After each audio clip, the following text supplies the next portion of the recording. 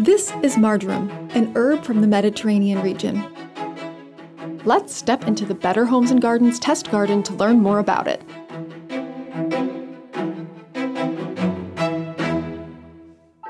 Marjoram can be a perfect addition to an herb garden with its gray and green foliage.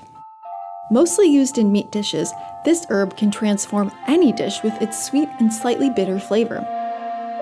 These plants love the sun and need at least 6 to 8 hours of direct sunlight.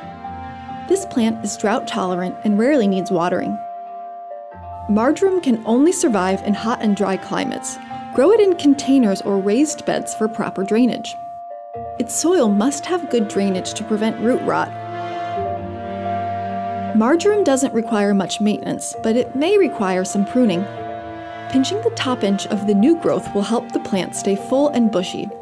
Also, to keep the plant healthy, add a slow-release fertilizer to the soil. Marjoram is a good complement to plants with silvery foliage, such as lavender, basil, and thyme.